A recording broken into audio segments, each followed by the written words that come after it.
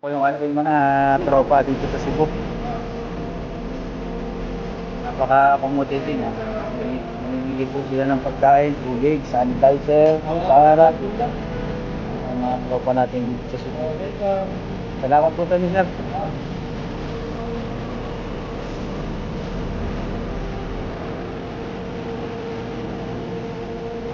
Sana po naman ito, sa mix daw ito. Dapat mga nasa hotel, meron daw pagkain.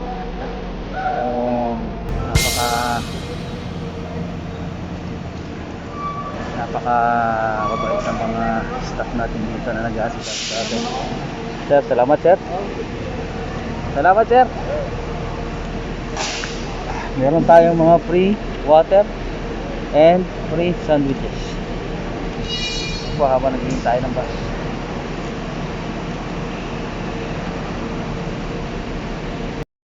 Ayun.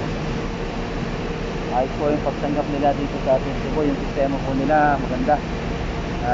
Hindi po natin na makatawaran yung kanilang pagsasabi dito para sa mga urong sa